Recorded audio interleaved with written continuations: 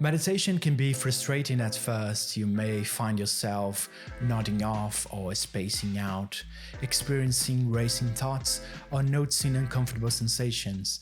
This is totally normal. However, one way you can tackle these problems is by figuring out which style of meditation is best for you. Hi, I'm Felipe from Mind Owl. Here we talk about meditation, psychology, and breath work. In this video, I'll help you find the best meditation style for you.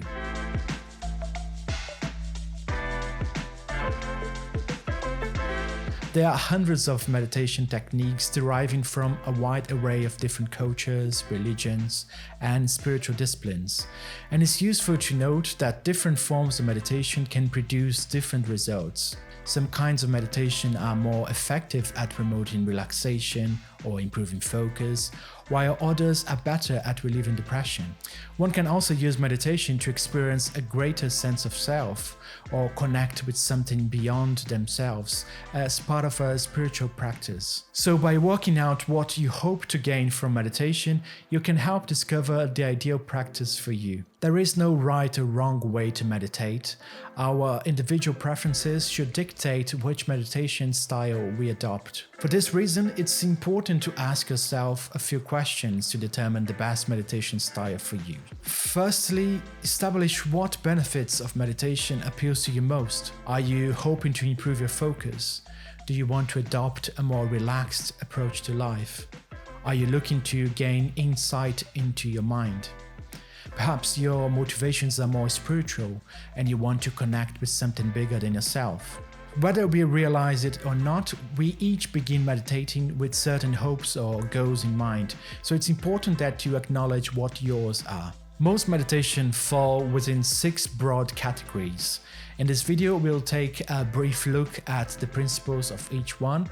However, we also have another video that explores its style in more depth. You can check that video later by clicking on the link below this video. Concentration practices require that you focus your attention on one thing, like the breath.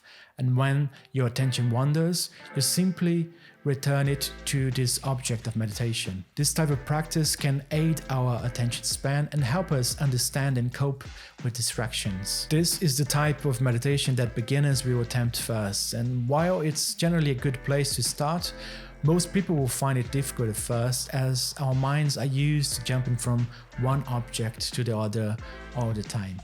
If this sounds familiar to you, it's important to remember that there are many other forms of meditation you can try. Mindfulness-based practices. Most meditation practices rely inherently on some element of mindfulness. The core principle of any mindfulness-based practice is to observe your experience without judging, without commenting or trying to alter them. And slowly we can learn to respond rather than react to uncomfortable experiences. Also, we can learn to see emotions as passing events and not aspects of our identity. With this attitude, we can begin to take more control of the way our mind responds. Awareness-based practices. These involve a deep exploration of awareness. By becoming increasingly aware of our awareness, we stop focusing on objects that we can be aware of, and we turn our focus on awareness itself. Some meditative traditions will refer to this type of practice as turning the light of awareness around, letting the mind go back to its source, or to take the backward step. Since awareness is happening by itself without any conscious effort from us, this type of practice can feel relaxed, effortless, very spacious. And they are also great for enhancing our meta-cognitive skills and to give us a sense of perspective. SelfInquiry. In self-inquiry meditation, we sit with a question exploring deeper aspects of ourselves by pondering questions like, who am I? What am I? Who is aware? What is this?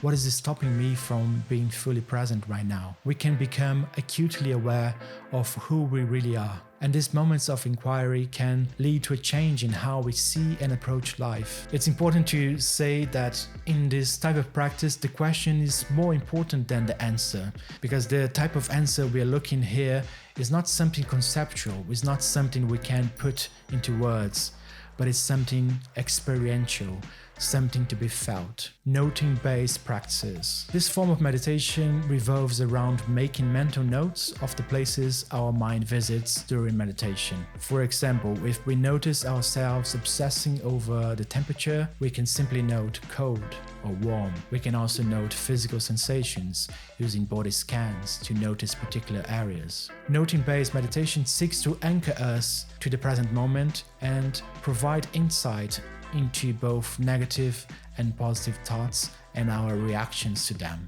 Loving practices or heartfulness. Often centering on loving-kindness meditation, this practice asks us to actively cultivate feelings of compassion and love directed towards ourselves, others, and life itself. By deliberately channeling kindness and compassion towards ourselves, we can be calmer, more content, and extend those warm feelings of loving kindness towards other people. And research suggests that loving kindness meditation can begin to impact our well-being after just a couple of weeks of regular practice. So it's definitely worth trying. For a more detailed look at each style of practice, check our video on the main types of meditation. Guided versus unguided meditation. Another important consideration is whether you would prefer guided or unguided sessions. Guided meditation relies on the teacher who guides you through a practice's basic steps, either in person or remotely via an app or a website. This is perfect for beginners who require more instruction and inspiration. In such sessions, the teacher will usually explain how the mind works during meditation, lead you through a particular method, and suggest how this technique can be incorporated into daily life. In unguided meditation, the meditator practices alone, without anyone else taking them through it. While this can be more difficult than guided practice, it's important to give it a try once you've grasped the basics of meditation. This is because an over-dependence on guided meditation can actually hold you back. So by becoming confident using both styles, you can practice meditation anywhere, even when you don't have access to a phone or to a computer. Calming versus insight meditation. Another useful question to ask is whether you are more interested in calming the mind or getting insight into how it works. Calming meditation helps generate a quieter, more peaceful state of mind while improving concentration. Often, calming meditation will focus on objects like mantras, breathing techniques, physical sensations, and each time your mind wanders, you attempt to return it to your object of focus. And this is what most people know as meditation. In contrast, in insight meditation, we don't just focus on the breath. We also become more aware of our mind's different interpretations and reaction to what is happening within and around us. In Buddhism, these aspects of meditation are called samatha and vipassana. Just like many other traditional Buddhist practices, insight meditation is often linked to a desire to grow wisdom, compassion, and to reduce suffering in ourselves and in others. However, these are not simply binaries. It is possible to combine elements of different meditation types, and many guided sessions will do so. So how can you decide which style of meditation is best for you? The best way to find your ideal meditation style is to try several techniques and see which ones work best. If you're finding it hard to focus on the breath, try an awareness-based practice, or just label the thoughts that are taking your mind away from the breath. Or perhaps by giving your mind a mantra to repeat, you can help it to settle down a bit, and once it does, you can practice mindfulness to explore your mind's interpretation of what's happening. It's important to remember that there is no perfect formula. If possible, spend at least 2 weeks practicing each method to ensure that you've given it a good trial. Here are some steps you can try to find a practice that suits your aims and needs.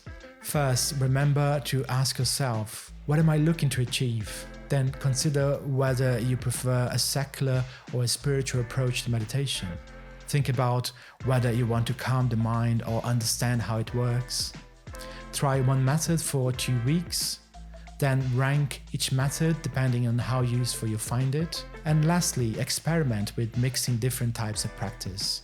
Clearly, the meditation style you adopt is an important decision that depends on your personality, values, and interests, as well as what results you hope to see. We are really lucky to be living in a time where we have access to dozens of different styles of practices, so there is no reason to recognize one particular tradition as the best approach to meditation. So take advantage of the knowledge we have in the modern world. Approach meditation with an open mind, trying as many methods as possible, and staying patient if it takes a while to find the right technique. With so many styles to choose from, you are sure to find one that suits you best. Thank you for watching this video, and I hope you can use it to further your meditation practice. If you enjoyed this video, please like, share, and subscribe to our channel so you can get more tips on how to live a better life.